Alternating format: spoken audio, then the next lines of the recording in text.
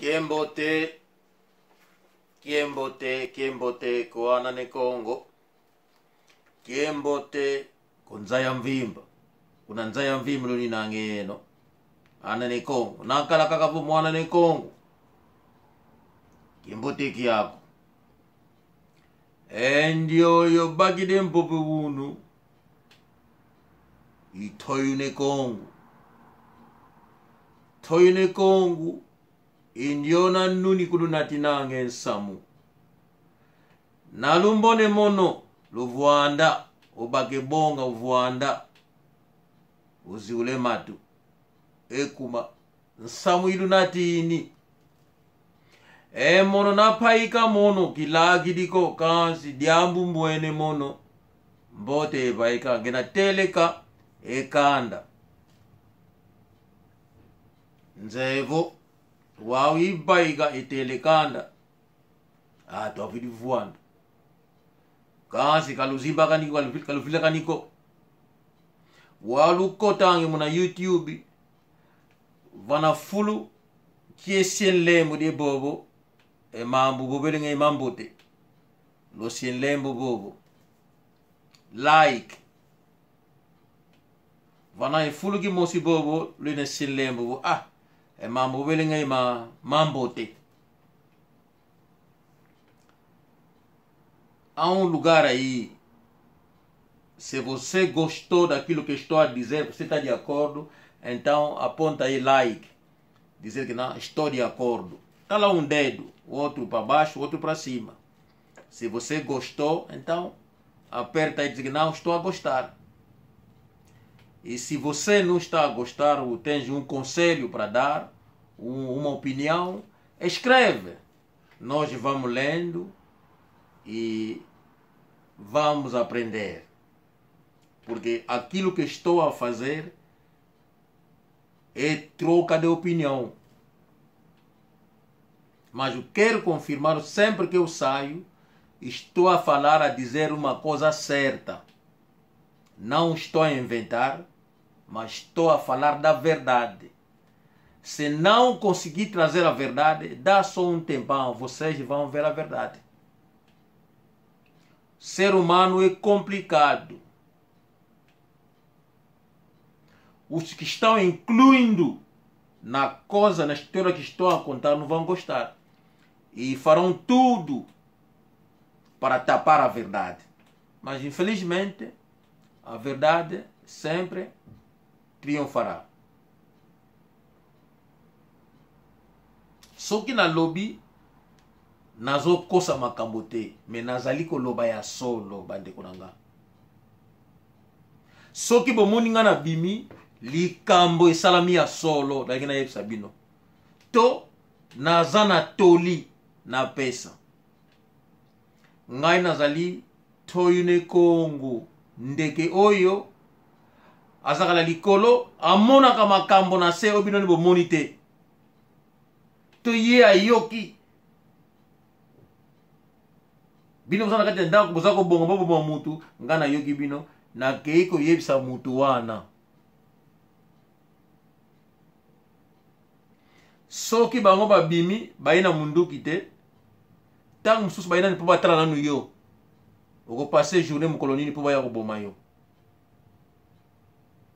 Siko bino soki batona baye babomi yo te ngai na kosa kite. Baye ko tala yo po babongama. Na paike mono ibopanga malufunuko apangiza ama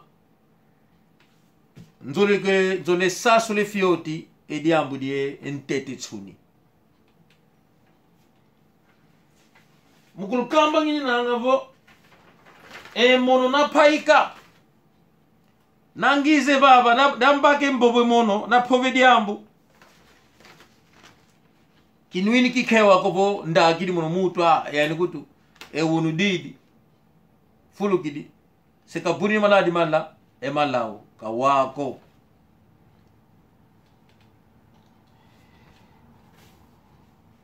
ndio na pastoro mubonda kidi nange yatu muziona kidi nange lupanguze yatu mukuna sieki nange yana keto afiote lembo kena tadi vo indio yo o tweso ke nanga vo andidi kala mutu nkaka e wana keto akondele kwa umutu kwa sadisa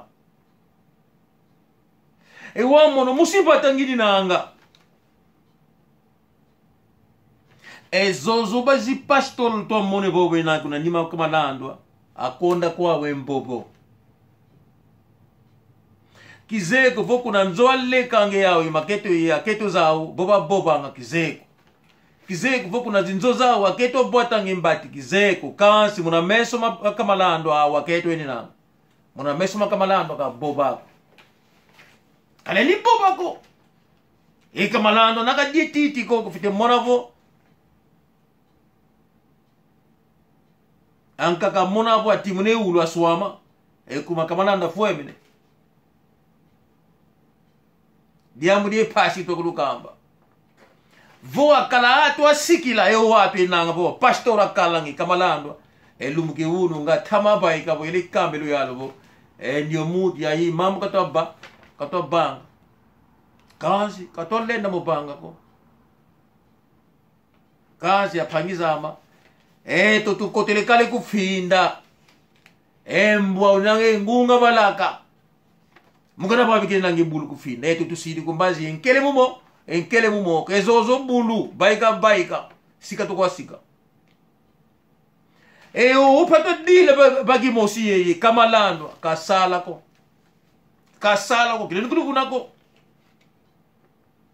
ndenge bo moninga ndinga zaboye na sina koti ya contact na human right na ngora bazalipe donc na bandi yango apatira poto boyebi no wana liba organisation internationale human right boyebi yango Amnesty International boyebi yango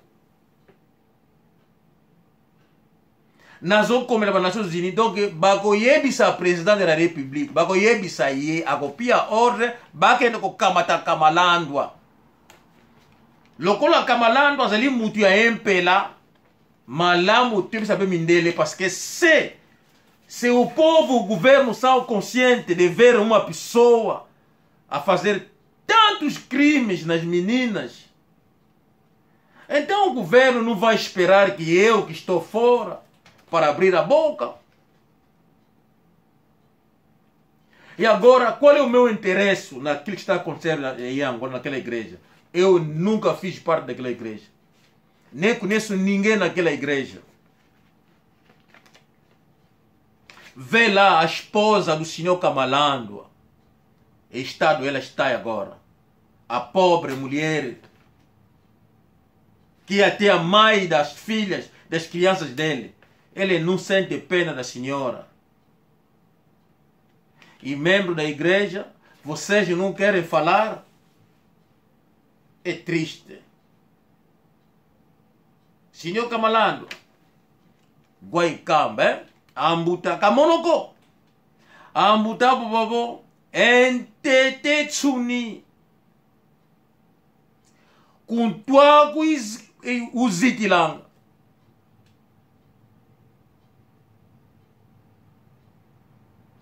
Ya niveau entete tsuni, muntwa uzitilanga, kamuntunga niko.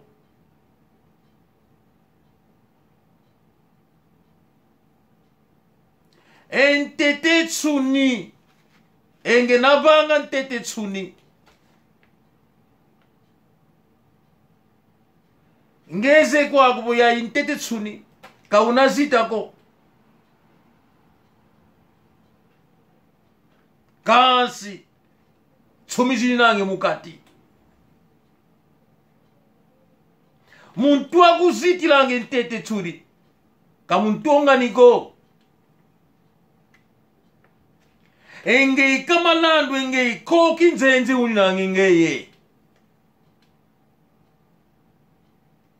luze koki nzenze koki nzenze tango na ifuana alfiri muna po koki nzenze vaikidi edu kilweke Eduki mukwiza keni nanga. Seka luta munazinzo zenu kasi ka mokululuni nanga lubaikise lubaikise pilakini kumbwe ekikongo diaka mkona pilakini ngini nanga kuma ke komboluela make komboluela ko pilakini kumbu yandi koki nzenzi njona yandi vo Luenda kombo di Eduki lueke Kawani yuma munzila ko Munazinze zeno Luva kombo la Luva katule yuma Yani koki nzenze yo Eduki lueke Ndio na tumona vuku na nzwani Kafini katule yuma munzila ko Kato kombo le nzwani ko Mkandu kakala ya Kakala zawe ya Nani ndio na tobani mio minsiku Twa longe yatu Twa kambe yatu Ikoki nzenze nyo Eduki nakaluwaka Mukena poti nanga mna nzoze yatu Au kulwa vidi katri matiti Vidi lungu Ewaya ni koki nzenze kele kamba yatu Bwena Enakombi etsanzala zawo Luwaka kuna nzo koki nzenze Eni kyo salu Kavenge kyoko Enzo ye fuluka Fuluku tuki shitambi Mokatu Wange koki nzenze Ngeli keli kokule kwa kupuwa Twenda kombo dizi nzo zawo Katuwani yume munzi Munzi lako Lena kombi zinzo zenu Ewa uluwaka kuna nzuwa kukeli bandi kinsamu Enzuwa kutu kukombolo yuko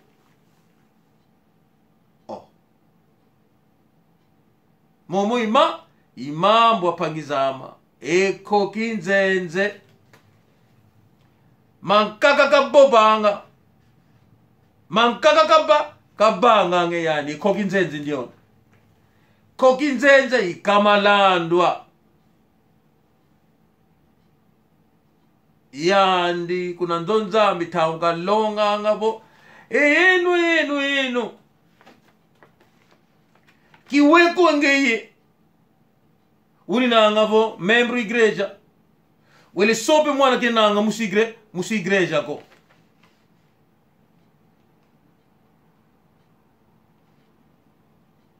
Enge na uki utila Enjo nanketu inketu fete sopa Kwize yani kunzonza Yani nkoki nzenzi nyo Kansi mao katwa longa Yani mosi bumamu kabanga nga moko Nalwaka kuna nzwani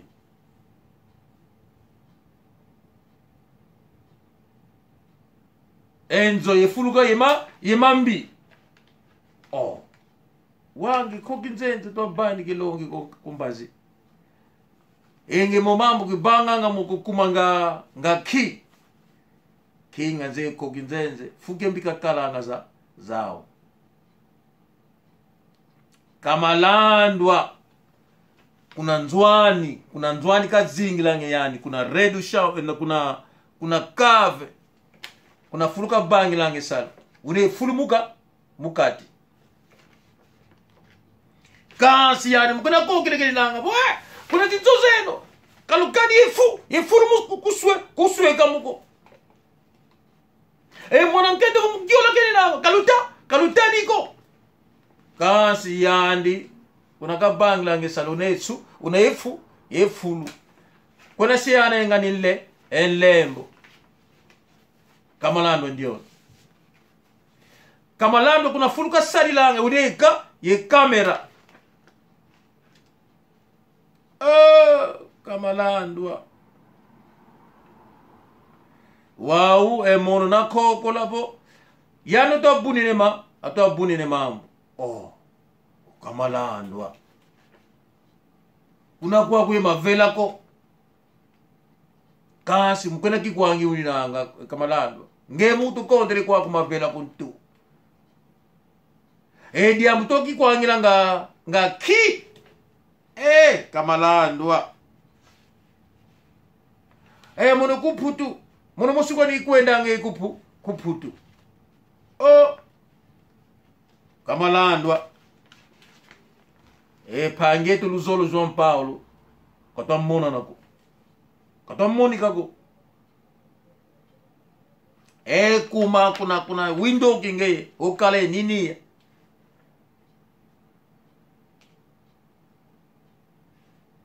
Kamalandwa kuna Brazil bo abele changu vo mbuta mutu ndio yo mbuta vo itete dozo fuidi. Enge mutu tangu widi nsamu obwe kuna hotel nga kalengeye. Bui di banto to bu. Kulendele kutu tele makongeye. Kuna Brazil. Ele babe maza matuya. Eza kuziolema emalo. Kamalandwa. Ndio nanga kote kusuku kele kuzione malu ndoki. Vomu mutu. Ndio na kele kuzione malu kuna hoteli, kuna Brazil. Mama Esperança voni ni. Wange na voyage na bana yanda kwa Nzambe te. Alexandre Pembele. Mono ndagidi konga nginangi mono.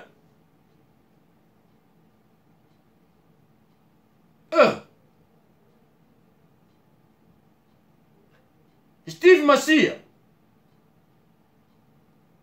Explique-moi un peu, Steve Massia. Você qui est administrateur là-bas, à l'église. Il n'y a pas longtemps, quelqu'un me disait que non, mais tu sais, Steve là, un homme intelligent, mais ça m'étonne, mais qu'est-ce qu'il lui fait là-bas? Il s'exprime bien en anglais, il s'exprime bien en français ou en portugais ou quoi que ce soit. Mais il n'a aucun mot devant Kamalandwa. C'est comme un domestique à lui. Mais bon, je ne sais pas. Mais Steve, qu'est-ce qui se passe au juste? Steve, mais c'est toi qui m'as appelé, non? Non, mais mon frère, enlève la vidéo, vous savez. Ces gens-là, nous les connaissons, sont des aventuriers, tous ces modes-là. Ils ont fui ici, Pembele. Mais c'est vous, non?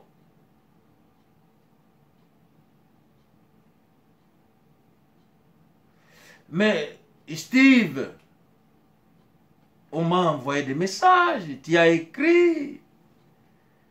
Ne suivez pas les mecs. Tout ça sont des mensonges. Ils veulent qu'on ferme notre église. Steve. Mais qui veut qu'on ferme votre église? Moi? Mais je ne fais pas partie de votre église, Steve. Mais comment que moi j'aimerais qu'on ferme votre église? Pourquoi? Pour quel intérêt, Steve? Hein? Steve? Explain to me why. Steve, explain to me why will I do this for the government to close your church? Why? You know I'll never do that. Steve, you know I'm only revealing what happened in the church. Your pastor is a criminal. He's raping women. Steve, you know your pastor has got an office underground there. He's got a camera underneath there. Any woman in the bathroom, your pastor can see what's happening in the bathroom when women are having bath there, when they're having shower. That's a crime, Steve.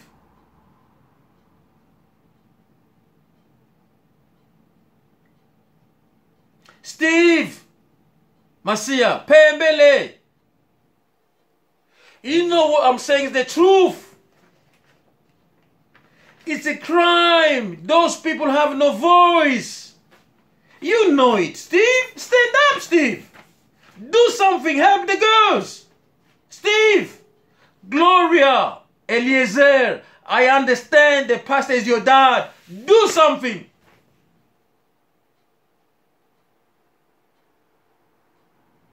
Gloria, you were able to slap Rosita because you're sleeping with your dad.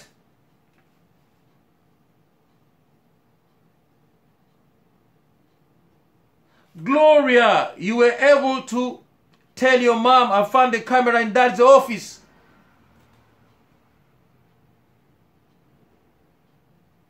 Your dad has been looking at the women when in the toilet, when in the bathroom.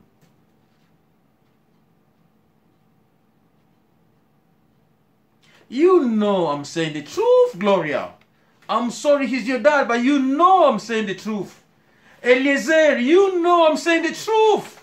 You do. Why can't you help? Huh? Those girls are like you. Mommy, Gloria. Let's assume it was happening to you, wherever you are. Let's assume one of your brothers-in-law or one of your husband's family did something wrong to you or raped you. Would you be happy?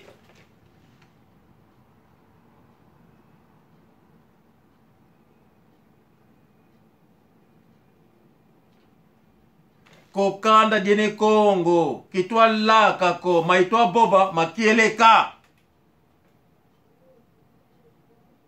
Maitwa boba makieleka. Ndakwa nzambe wana ebandana majvele lusingama. Ye mutu asala mikanda. Ezalaki mut. Kamalandu ayeko shanju kipsongo yi mut. Banda kwa nzambe niso tubozo mona ezali ya kamalandu asala association. Soki mutu asali nda kwa nzambe na ye. Ye akosale la ye autorisation. Que yepe a commis mout ya église, ya imout. C'est comme si imout a ouvrir une autre église. Mais en réalité, c'est une association sous couvert Branham. Comme lui, il fait partie de l'église Branham, alors il dit aux gens que lui, il enseigne les messages de Branham. En réalité, il enseigne son message à lui, qui est de Imout, qui est l'occultisme. Parce que dans Imout, il y a de la magie.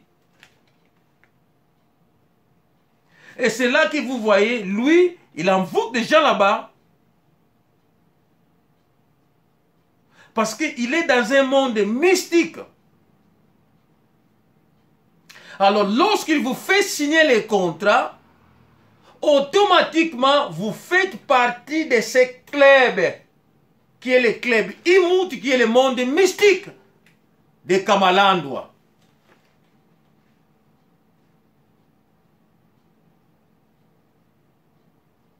Yangona soki bokomi na conflit, mais en tant que koti binona ye, automatiquement, lui, il fait sortir les documents, il dit que non, l'église appartient à Imout.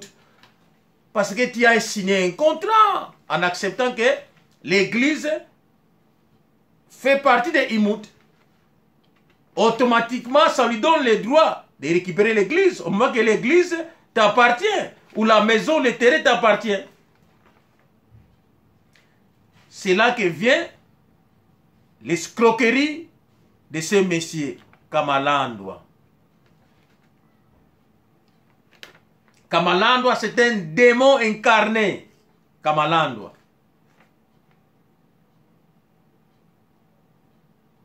C'est triste, mais c'est la réalité que je vous compte, moi.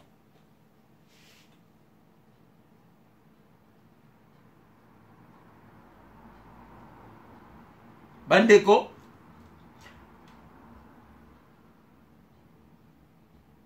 bomoni ngai nazali na intérêt na église wana te.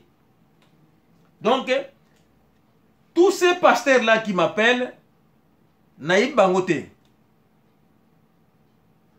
Je n'ai jamais fait partie de cette église. Jamais. Jamais. Nayebi mutu moko te ya église wana. Mais au contraire, na vidéo oya liboso na salaka, na se bazaki na confusion entre ba Congos. Dans la tradition Congo, lorsqu'il y a une dispute, il y a deux personnes qui sont bas Congo, se chamaillent, se disputent, il faut que l'autre partie arrive pour les réconcilier. Alors ce que moi j'ai demandé, je n'ai demandé que la réconciliation. Que Bamikolo Oyabiso, Batikate que ces deux gens-là, Bakomaka, dans les tribunaux, Bakomaka, je ne sais où là, Basalaka, accusation, c'est contre notre tradition. C'est contre notre culture. Yango nangana kotaki, na esika ke ba mikolo, mais comment vous faire tomber culture na biso et vous laisser débat Congo, ba komati na ba tribunaux. Mais en réalité, je ne savais pas que dispute il fait fone yango et zala qui ba viole makambo belé qui caché. C'est ça que j'ai découvert après. Alors na sorti la vidéo nangai, j'ai vite remarqué, tu église, télémaki, mais yo koti makabo pour nini yango. Mais le papa là, il accuse l'autre pasteur. Mais le papa là, sa fille ne veut plus de lui. Sa fille veut faire partie de l'autre église. C'est ça que le pasteur Alexandre Pembele est la tête de l'église qui est, je dirais la tête, le cerveau moteur de l'église. C'est celui qui écrit, l'administrateur, Steve Massia. C'est ça qu'ils ont voulu me faire comprendre, que non, c'était ça l'histoire. Alors les deux m'obligeaient, dans la vidéo na YouTube. Alors je leur avais promis, non mais, sois un peu patient, donne-moi le temps, je vais enlever. Alors qu'est-ce que moi je voulais faire? Je voulais juste savoir, mais pourquoi ces gens-là se sont soulevés que j'enlève la vidéo? Mais qu'est-ce qui s'est passé derrière? Je dis, bon, donne-moi un peu le temps. Alors, par ma surprise, Nathan n'a pas ça qui pour découvrir. J'ai commencé à recevoir des appels, des messages, et ainsi de suite. Bah, message wana et bandiko ya na makambo belé, makambo kisasa. Et tant on a continué na banquette, j'ai découvert que non, Kamalandwa, il fut un voleur. À Kinshasa, il fut un criminel. Ma mikolo koya, tous ça déjà en contact na bato kisasa. Na mikolo, na peut-être avant de faire la semaine yo. Na kosala interview na ba pasteur oyo batikala na Kisasa na église wana ya Rigini. Donc na kozala na bango na téléphone, je vais poser des questions et ensuite bino bokoyoka tangu ye azoloba na kotiela bino boyoka ye. Ezala en direct na kozwango na kotia ye aloba. Bandeko, est-ce que le président de la République na bureau na yé azali na mbeto kuna na kati? Sera que nos escritório, nosso président da República, ele tem cama lá no escritório dele? Será que no nosso ministro da Defesa, o chefe de Estado-Maior, o diretor da Sonangol, o diretor da Diamangue, no escritório deles, cada um deles tem cama lá dentro? Se tiver lá uma cama, então aquela cama é para quê? Para fazer o que é? Pastor Kamalandwa, você é nada, é apenas um pastor. No teu escritório, lá embaixo na cave, tu tens lá cama. Aquela cama é para quê? Para fazer o que é? Quando o Kamalandwa convida meninas naquele escritório conversar, você faz 2 horas, 3 horas. Você faz o que naquelas 2 horas? 3 horas, faz o que? Na tua igreja está lá uma menina que verifica as meninas que são virgens. Vou fazer um programa onde vou contar isso. Vou fazer um programa onde vou falar das igrejas que o camarada já tirou das pessoas. E vou esclarecer o documento, como que você conseguiu o documento.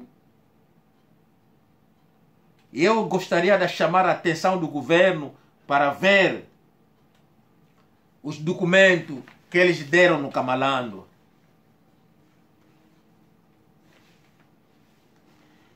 Eu vou chegar nos Estados Unidos.